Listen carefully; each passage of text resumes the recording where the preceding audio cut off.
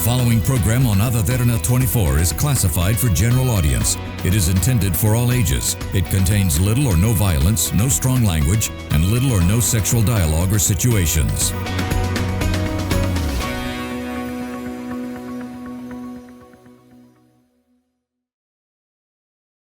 The following program contains opinions of the participants and does not reflect the views and beliefs of the Derana Media Network. The network believes in a safe space for all ideas to be expressed and on its duty to create such a platform for free speech. Viewer discretion is strictly advised.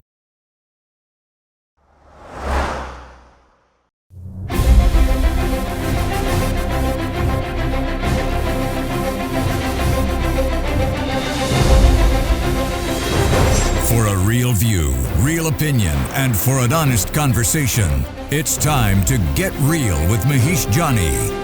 Tonight, coming to you from Studio 24 in Colombo.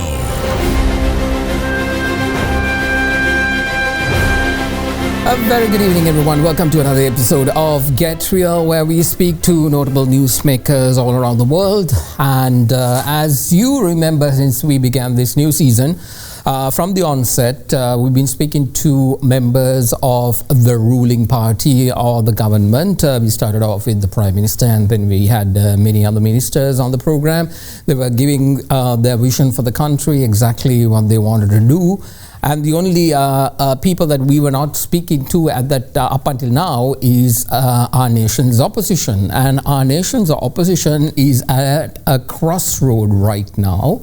And I thought, why not let's bring them on board and have a discussion as well, as this is the platform to get real and to provide you with the information that you need in order to make an informed decision. So, not a stranger to the program, Namal Rajapakse, the national organizer of the Sri Lanka Podujana Peramuna. Welcome back, Namal. Good to see you once again. Thank you, Mike. So how are things? Apparently, you have moved. Well, I mean, see, we are, it's all political, so we expected that up to a certain extent. But at the same time, we must also understand that government is doing politics and they have promised. But what is the impact in the future is for yet to find out. One of the gracious things which we saw back in 2015 and also this year is the fact that as soon as legally, when it was declared, okay, he no longer have claim to whatever he is being given, former President Rajapakse left. I think last time he left the presidential secretariat, and then now this time from Vijayarama, his official residence, and he did not wait till there was any other drama happening, and I think that kind of brought him back into the new scenario where we saw the same kind of affection that we saw back in 2015 given to the former president. Why is he still in the hearts and minds of the people is also a question after all this. Well, I think because he is Mahindra Rajapakse. I mean, people know him as Mahinda, and he has always stood by people, been with people, and his policy, our policy, is always people-centric. So we believe that whatever decision we do, we have taken in the past, present or in the future, that we will not take a decision that will harm the country and the people. So people understand him. I mean, of course, politically, people have always voted differently in different elections. If you look at in 1970, where he won in Beliata when he first came to politics as a young MP. He lost in 1977. So winning and losing is part of politics. I mean, that is democracy. But I think what he has managed to do in the past is to win people's heart, irrespective they vote for him or not. I mean, he has done something that leaders couldn't do in this country for many years. Not only the war factor of it or eradicating terrorism, but also when it comes to development. I mean, this government, the current government, is proving it day by day. From certain statements they make and certain action they take. I mean, the best example is the highway, where President went and started work a few weeks ago, where himself and his party was one of the political entities that opposed highways at that time, and they gave certain famous line of dogs cannot cross the streets, that kind of argument. But now himself going and claiming that the Chinese government has spoken to him, he has spoken to them, and they encouraged them to start, and they helped him to restart the project, after paying demurrages. But why is that wrong, Namal? Because after all, that is developing the nation. Well, I don't say that is wrong. I think they should do it. I mean, I'm fully for it. Only thing is, they opposed it one time, and if they have allowed it to happen at that time, the highway would have been completed up to Dambulla and Kandy, and also from the other side up to Arugambe. This government would have continue from there, not to finish what they stopped by protesting themselves. So it's a good thing is that they are trying to evolve. JVP is trying to evolve. JVP no longer a left party. They are more not center-right, but I would say pretty much a right political party. They strongly believe in the IMF program, and they believe in working with the West and the capital markets, so which is a good thing up to a certain extent. But I don't know how well it will be taken by the JVP as it is. I mean, JVP as a political entity. I'm not complaining. I'm really happy that they actually continue what my father started and what they stopped. Namal, let's talk about the current situation within the country. Now, right now, the biggest accusation by the government towards the opposition is that apparently you all have mismanaged. Mismanagement is the key word that has been going around, and in Parliament we see that it is because of your mismanagement. Recently, I think it was yesterday or the day before, the media spokesperson, Minister of Health, said that the shortage of medicine is not because there is no money, it's because of the mismanagement of the procurement of the previous administrations. And like that, there is so much of mismanagement that is being pointed towards the opposition.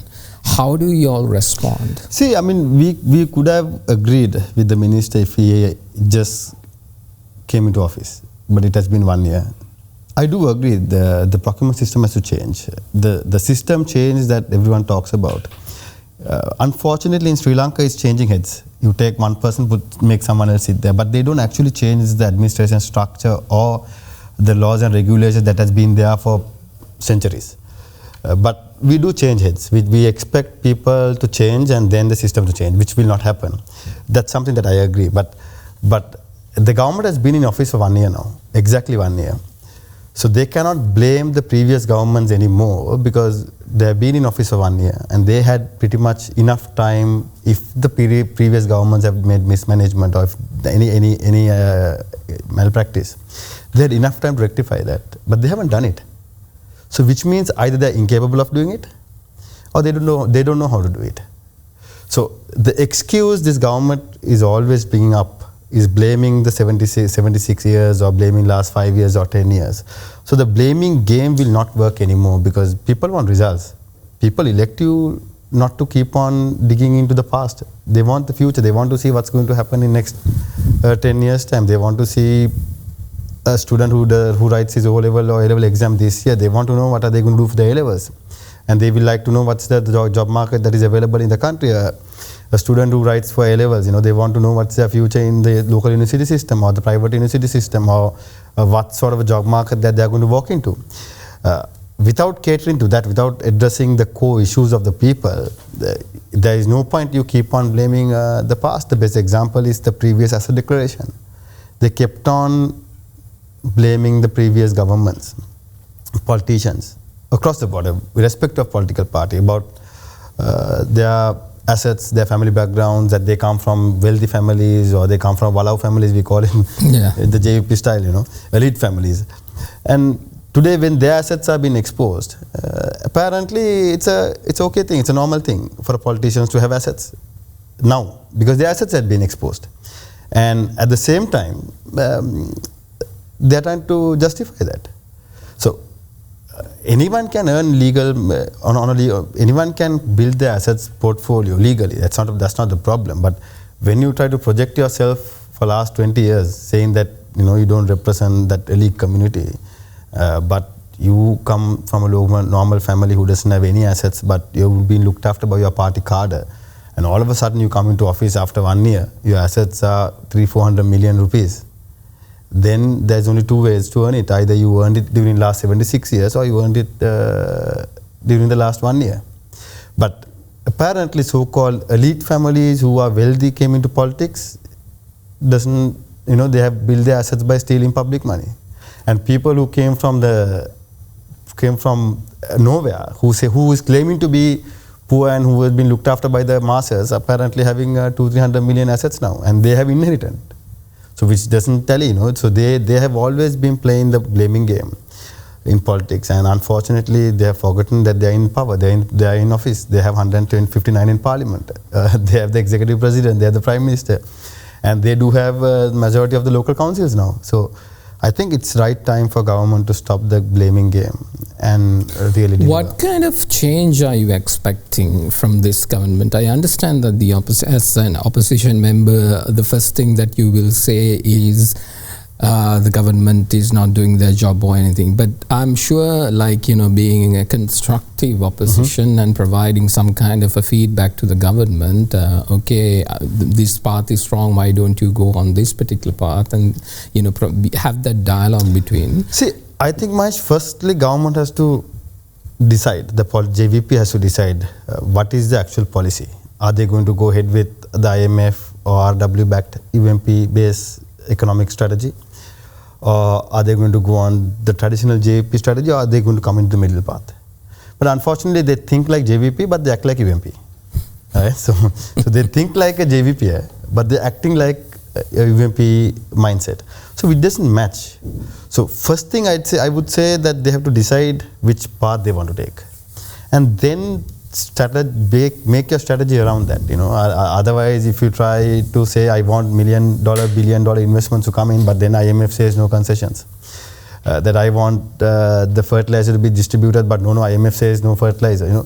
That mindset will not work. And also, the government has to really have a hard negotiation with IMF to see how we can structure investments into the country. Because at this rate, no investor is going to come and invest, because there are many competing markets in the world where anyone can put their money and make it have a better return. So today, investor is not going to come based on perception or based on charity, right? It's all about ROI, return on investments, and what profits they can make, because there are enough opportunities globally. And if you are expecting someone to invest because who you are, or because of your country, or because of your vulnerability, then it will be a country that has an ulterior motive. The genuine investor will not come. So government needs to decide on where they stand and what is their approach, and then actually start delivering, rather than just keep on talking, keep on blaming the past. Forget the past, get rid of it. Let the police, CID, FCID, or whoever. There are millions of institutions they have created to investigate about the previous politicians, officials, administrators, military officers, intelligence. Let them do their job. I'm not saying to stop that. Let them do their job, but at the same time, politicians must do their job. Unfortunately, politicians are trying to act as private detectives. Certain government officials or certain police officers and spokesmen trying to act like politicians. So if you listen to certain statements given by the police spokesman, he acts like a JVP politician, but the government spokesman acts like a policeman. So I think they really have to decide on their role and put the act together. In terms of where the country is heading, you talked about investment and the building of confidence among investors. Right now, the president is in New York to take part in the UN General Assembly, and I'm pretty sure you have been there several times. I think once you were there at the session as well.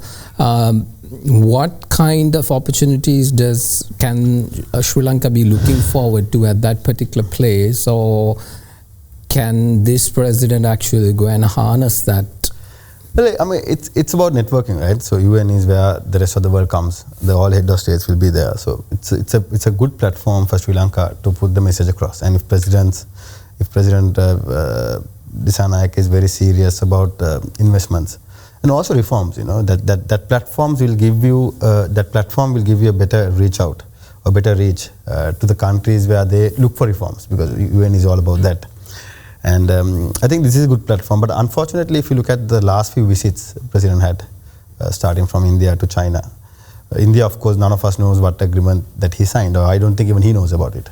And whether it's conflict with the Chinese agreement he has signed, because both seems to be there seems to be miscommunication, and also prima facie it is evident that some of the projects are conflicting, especially when it comes to petroleum industry. You cannot have a pipeline and a refinery, right? So there seems to be some sort of conflict between two MOUs they have signed, but that's on a different note. And what else have we gained from that visit? He went to Germany. What have we gained from that? Now he's in New York. Then I heard he's going to Japan. I don't know. What are we expecting? Are we going to have a visit just to mark our presence in the global platform, like we have done in UAE when President went, or make a speech, or just to project himself as a personal leader, or are we going to actually harness that visit and make it an opportunity to get our message across and attract more investors? So it's something that is still confusing for the opposition, for at least for myself. What are we expecting out of these visits? Because when President went to Germany, I did not see that President met the German Chancellor. He met the head of state, of course, as a protocol, but he did not meet the German Chancellor. And there was no outcome as to what Sri Lanka has gained out of that visit. Whether it's, I mean, we understand if it's just for PR exercise, yes, you can tell us, we are going to create network. We are going to Japan to make sure that our diplomatic ties are strengthened, nothing else. We do understand because we have been in the system. But being silent on that will have different speculation in the country as to what sort of agreements that they're going to sign, and whether there is a hand to the diaspora or any other organizations that are trying to manipulate. So I think this UN visit is something that will have some serious consequences on President and the government if he does not tackle it right. Indeed. Lots more to discuss. I want to talk about the unity of the opposition per se. But before that, let's take a short commercial break. I'm in conversation with the national organizer of the Sri Lanka Podujana Peramuna parliamentarian Namal Rajapakse. We'll be right back.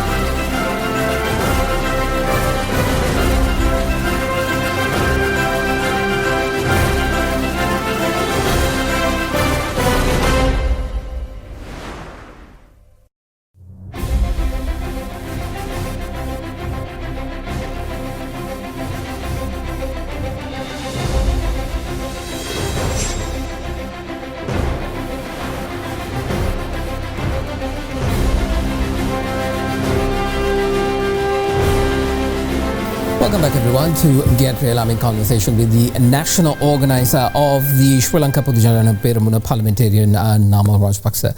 Parliamentarian, let's talk about the parliament itself, the place where you actually have day-to-day business to do.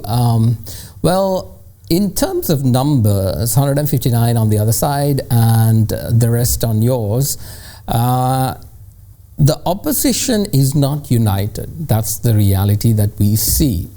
The SJB, despite the fact that they have the bigger chunk of the opposition, still should be the leader of, and the opposition leader is, of course, Sajid Premadasa from the SJB. We see you, then we see other members of the opposition. It seems like you all are not cohesively working together. Now, a country's development depends on a stronger opposition. The day that the opposition fails, the country, dictatorship or something of that nature can come because the government will do whatever they want, because that's what it is. So how can you all actually forego your personal politics or personal egos or whatever, and come and unite for the country? Because we saw a little bit of a glimpse of that recently with the whole former President Ranil Wickremesinghe's entire debacle with regard to him being put in prison for a state visit. But then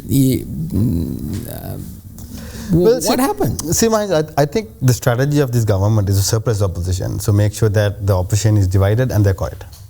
And you can see that the way they behave, where they make statements, they are not making statements based on clarity. They are not making statements on behalf of the people.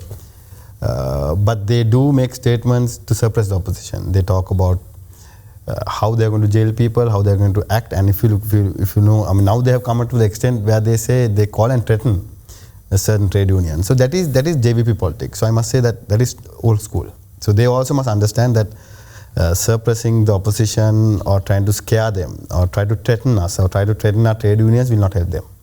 It won't work. It might have worked in 88 or 89, but not in 2025 for sure, and not with us. So we will face it. But at the same time, as you know, opposition has different parties. So SJB has a different coalition. They have few other parties who are working with them. And SLPP is there. There are a few other political parties in the parliament. So we do have different ideologies when it comes to our core values and our different in our political setup. And we do at the moment, all of us are working. I hope other parties are also doing it, because I believe in multi-party, and I believe in multi-party system. I believe in coalition governments. I believe that the different political minds should come together, in betterment of the future of the country and to have stable governments. So we do our part of the role of opposition as a political party, and I'm sure SJB is also doing the same thing. But there are certain things where we can work together. There are certain things that we cannot work together because of simple policy decisions. I would say, for example, when it comes to IMF and regards to IMF, SLPP we take a middle path, but SJB has always been with pro-IMF. So government is also pro-IMF. So sometimes we realize we must be, we wonder whether there is actually difference between the opposition, SJB, and then government, because they both carry out similar policies. So likewise, anywhere that we can work together, we will work together. We will work with any political party in the opposition to make sure that we carry the message across to the public. Because at the end of the day, all of us are answerable to the people. Mm. So we, as a responsible political party, we will stand by our core values, and we will stand and fight for democracy. In terms of, we thought that at the UNP National Convention, which concluded very recently, that we would see a united front of the opposition, but we did not see that. But during that, the former president suggested to have protests all around the country. What do you think about that? Well, see, it was a UNP National Convention. So UNP National Convention cannot bring a joint opposition, right? It's obvious. Because it's a political party, and they have their own policies, their own values, and all structure. But we did represent as a political party, because when we started the SLPP in 2018, UNP represented our convention. And SLPP, or when we were in SLFP, we have always valued multi-party system. And whenever we have been invited for a convention, we have participated. But I think a joint opposition for what? What's the purpose? Is it to stop political victimization, or is it to uphold democracy? So this is something that we need to understand. So SLPP always believed that we will stand by people. So any struggle, any fight, any protest, or any sort of movement for the people, we will always stand by that and back it. Political victimization is something that is being cried a lot by the opposition right now, but the government continues to say, well, it is because of the fact that you all did the wrong thing during when you all were in power. How do you all respond to that? Well, see, we have been victimized since 2015, and we have been facing it. All these allegations they make now against me or my family, which was there in 2015, they did investigate all those allegations for last 10 years. Last 5 years, especially in 2015 to 20, we had multiple court cases, which we won some of the cases in courts, and some are still going on. So it has been part of Sri Lankan politics for a long time. But why, Namal? Don't you think it's enough? Well, see, if you look at Mahieash, if you look at the end result of it, you look at what happened to Sirimau, right? Her rights were taken off, civil rights. Chandrika Bandaranaike came back to power, right? And then if you look at what happened to MR, Mahieash Rajapakse's tenure, what the mistakes we did with Fonseca, and when we did it, Sri Bandaranaike, we lost in 2015. And if you look at the Japalne government, do you accept the Sarath Fonseca thing was a mistake? Well, I believe it's both ways. I honestly believe that Mr. Fonseca shouldn't have made the statement about white flags, which led to his arrest. And I believe if he hasn't made it, the rest would have never happened, obviously. But then also we should have tackled it in a different way. But unfortunately, we had to face a lot of allegations in the international community because of that statement. Even today, if you look at our Navy commander, former Navy commander is in custody. It all led from those statements. And our intelligence heads are in custody. It all led from the statement he made right after he became a candidate. And I honestly, sincerely believe that he shouldn't have made that statement. But we reacted in a different way, obviously. We should have reacted differently. That's what I believe. So it did work. So even 2015 to 20, they tried to victimize our family. Most of the opposition was remanded, jailed. It didn't work for them. So this government is following the same path because they were part of that government. If you look at the current minister who is in charge of police, was the head of Dushan Mardana committee under Yahapanle government. And current president was a committee member in that. And current cabinet ministers were part of that. But the funny thing is, despite you saying that, it is the same president who put former president see, there's a whole saying that in politics, සදාකාලික මිතුරොත් නැහැ, හතුරොත් නැහැ. But මගේ ප්‍රශ්නේ ඒක නෙවෙයි. So now actual question is, කවදද මිතුර කවදද හතුර? You never know.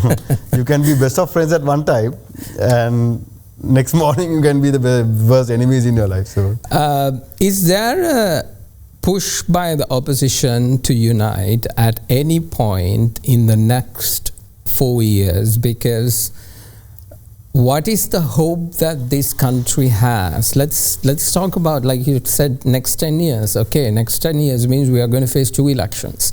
2029 we are going to face a presidential election, and in that particular election, what is the opposition has that can present it to the people? Because SJB has not been in power, but they were part of a certain administration in a different format. SLPP was in power. In fact, the biggest 6.9 still has not been broken by any other president. That was a clear mandate, and you also got the 2/3 supermajority in parliament. With all that, still did not deliver. So what is the hope now? Because people are looking at people like you, the youngsters who are coming up and coming, and you are taking a massive national role here, and you also faced the presidential election, knowing, I'm pretty sure you knew you were going to lose. Still, you put your face right there. You could have stayed back and let somebody else take the hit. But so what is a hope you can give the youngsters out there who's going to be the biggest change makers in 2029? See, I think, Mahieash, we have to be honest. We have to be very transparent with the public, with what we do and what we say. And we have to think out of the box. We have been thinking on the same line for the last 30, 40 years. So if you look at when MR decided to go flat out on LTT, people never believed. People never thought, everyone wanted negotiations, even halfway through people came and said, now it's time to bring them to table.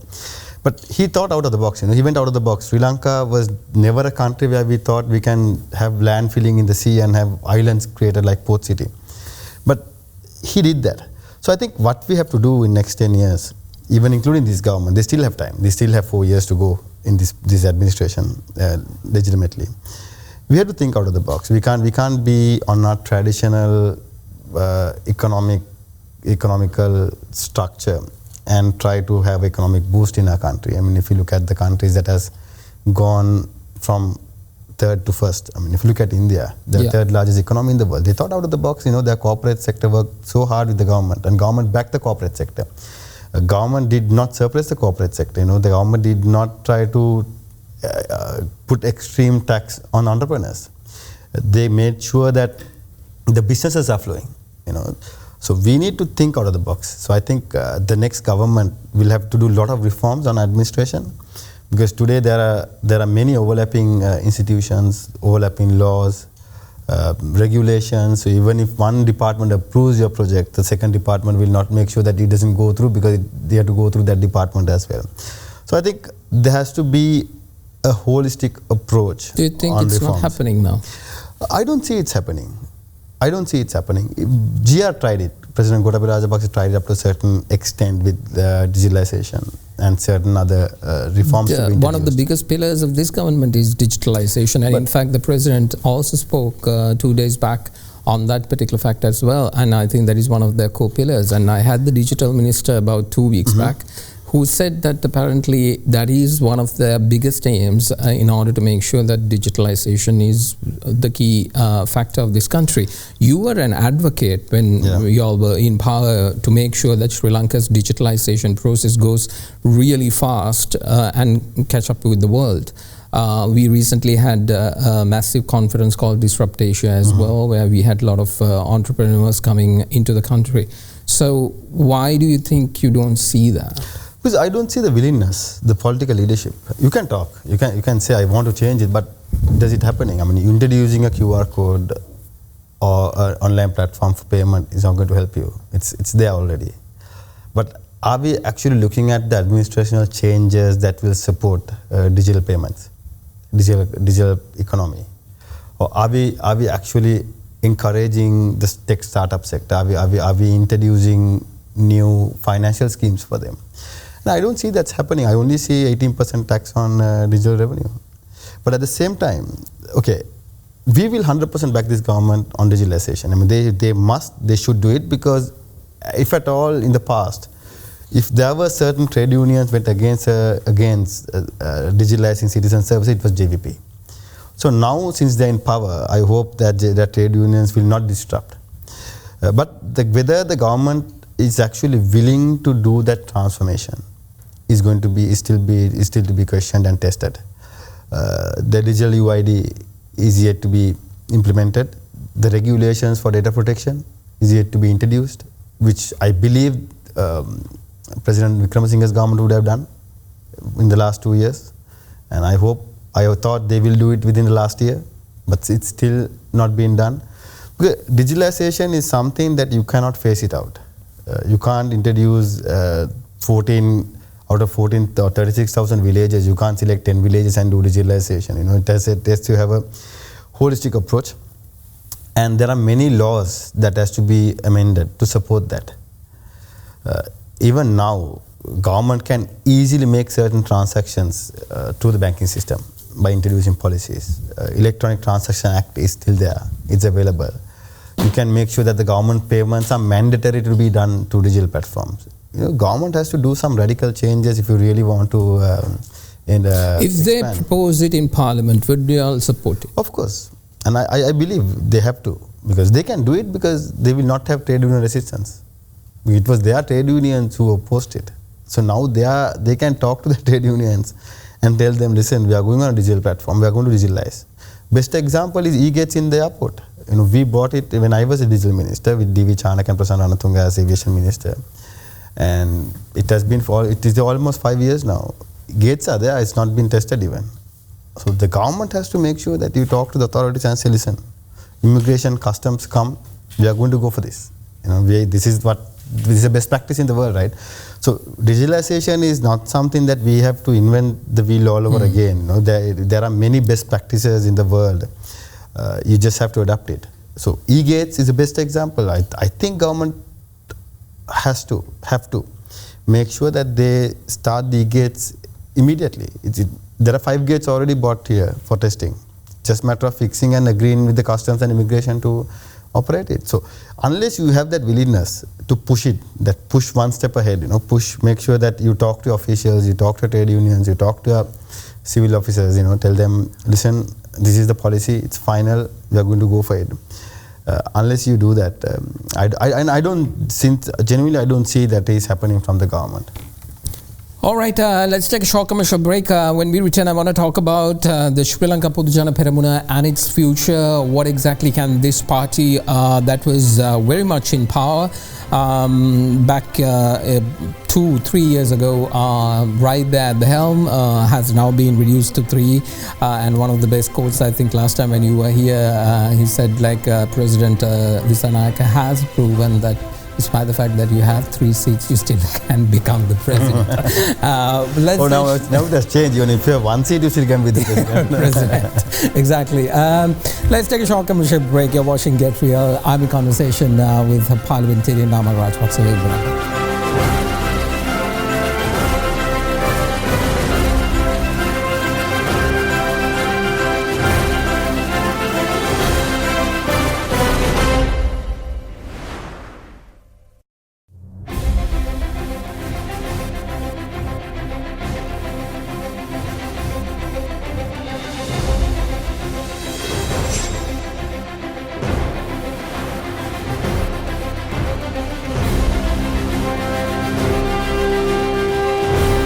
Welcome back everyone to Get Real.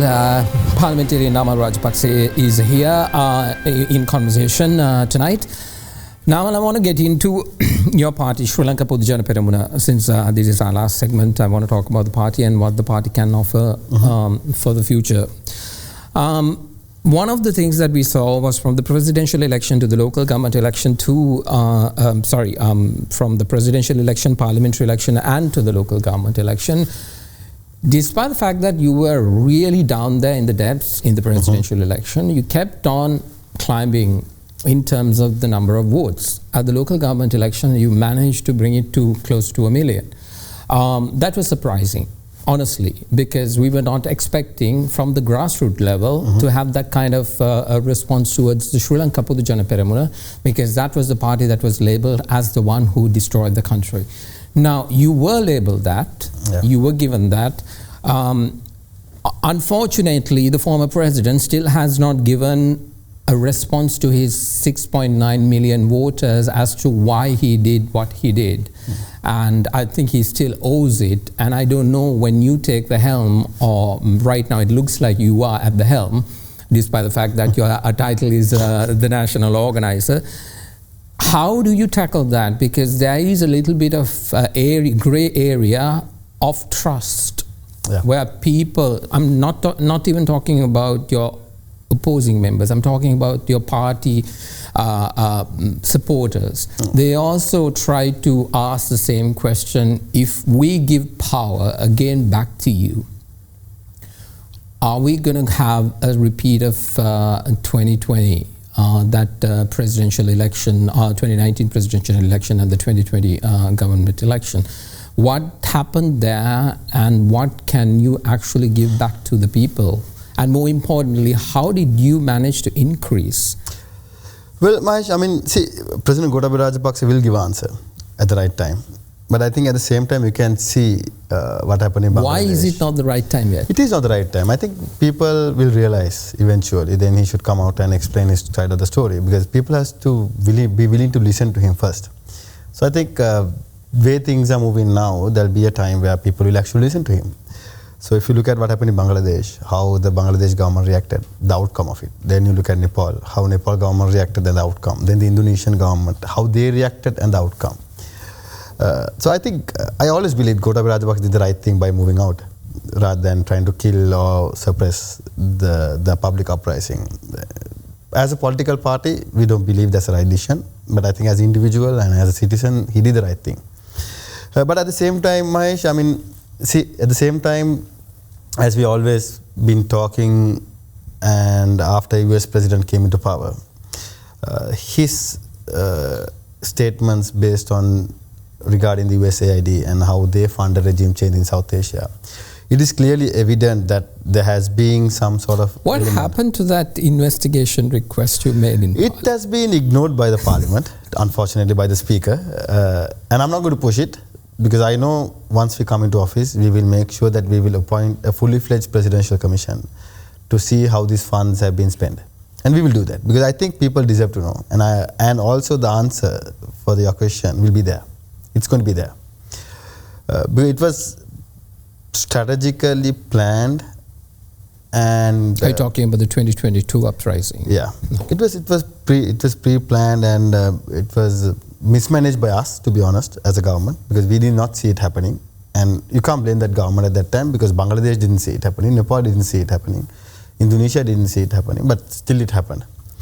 So these are something, this extreme mindset of certain individuals is a bigger challenge for Sri Lanka in the long run. And when I say extremism, I'm not talking about a religious extremism per se, but there are different forms of extremism, like terrorism at one point. So I think the world is moving from terrorism to extremism.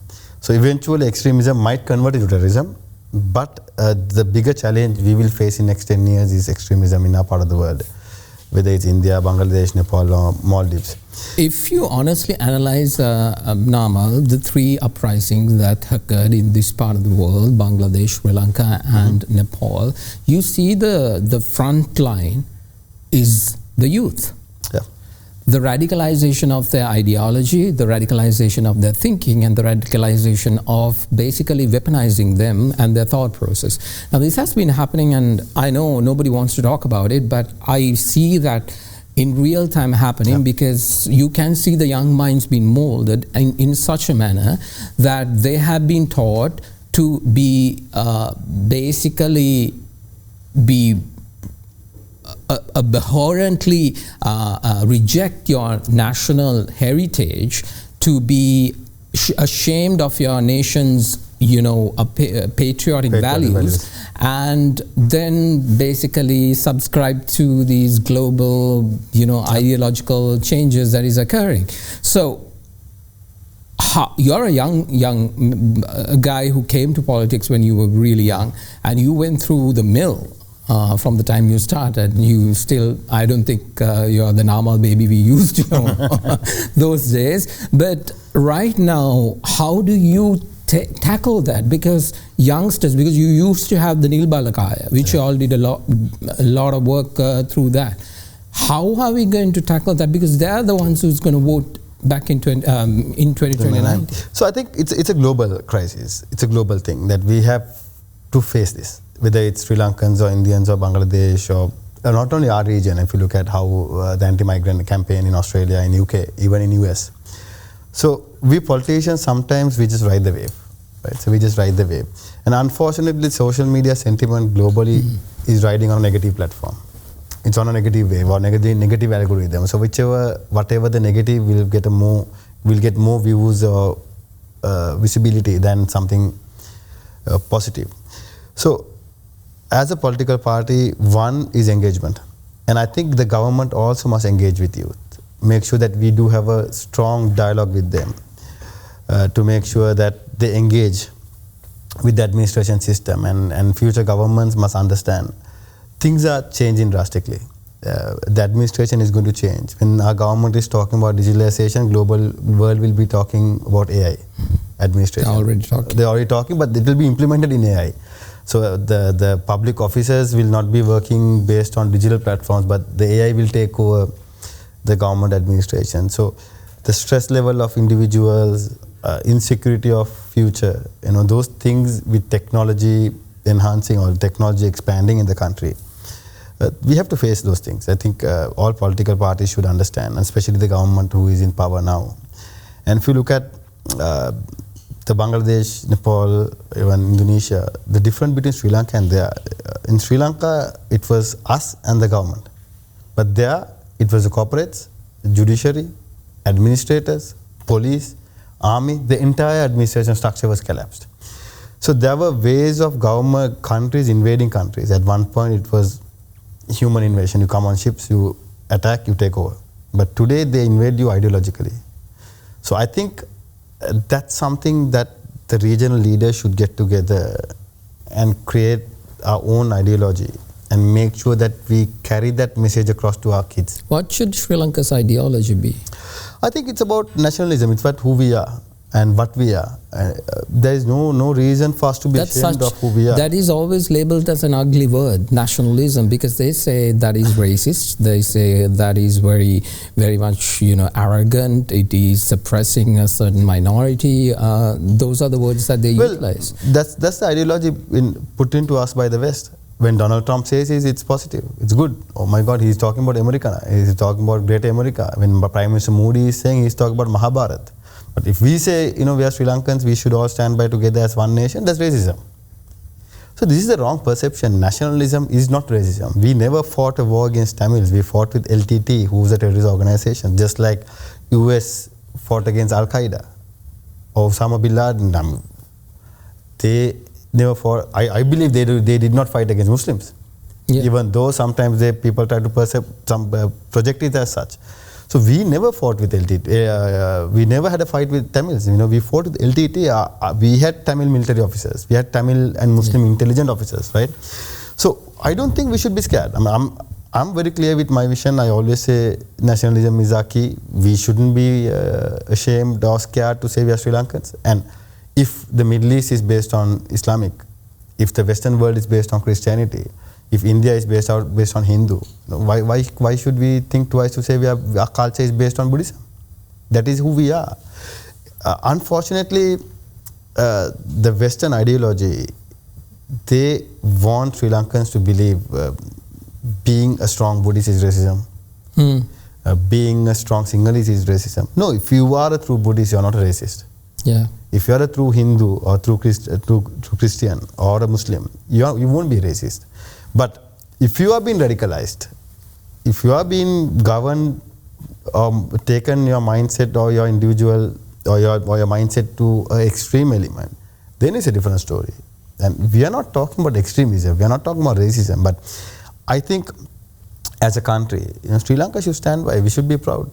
We should be proud of ourselves. We should stand on our own. We must be independent. We must be independent and self-sufficient in every way we can. Not that we can be self-sufficient in every product, because obviously because of the size of our country, but whatever we can be self-sufficient, we have to be self-sufficient, and we need to compare ourselves with the world, not with our past. Namal, finally, any youngster who's out there who's thinking like, okay, there's no point in coming into politics because, there's no hope, there's no future there, and there's no point in investing in Sri Lanka. And why should they choose the Sri Lanka Podujana Peramuna or politics as a whole, or should they be looking elsewhere? Well, it's a very tough question because unfortunately politics has become so complicated at this stage. Not only in Sri Lanka, globally, because the perception of politician is very bad. It's very bad. I mean, even if you are a great academic or a corporate or a businessman, you come into politics, done. That's the end of your life that you created for the last so many years. But we need youngsters coming into politics, and I think Podujana Peramuna is a party for youngsters because we believe in the next generation. And there was an MP, I don't want to mention names, but there was a cabinet minister who has declared crypto on his asset declaration. And the answer he gave was his son has traded, so which means I understand his son, because I am always advocating for the digital currencies. But he did not understand, but he declared it. I mean, if it is illegal or not, it's up to the government to think about it. But we represent the next generation. So I believe if we really want to have a change in this country, we have to think out of the box. And Podujana Peramuna is a party for next generation politicians, who is patriotic, number one, who are nationalists, who believe in all religions, who believe in Buddhism, who believe in respecting all religions, and whether you are a Hindu or a Christian, who believes in your own religion. And this is a place for modernization. We believe in modernization. So I think if a young guy or a girl wants to do politics, I think they will have a better future with us as a party. I'm not saying other parties are not, and I'm sure they will also evolve, they will also change, they will also adapt. But I think Podujana Peramuna has already started adapting and moving towards that change, and that's why we managed to come from 3% to 10% within a very short period of time, and people understood us. Indeed. I wish I had time, but this is it for this episode. Namal, as always, I really appreciate you coming on the show and sharing your views. It is always nice to see the growth from the time when we started this program, and every single time you come and actually try to do a good conversation and share your ideas. Thank you very much. Thank you very much. Well, that's all the time we have for you tonight. Thank you very much for joining me. We'll be back again next week with another guest that matters to you, with a subject that matters to you. Thank you for watching. See you then. Bye. They always want to come, but they never want to leave.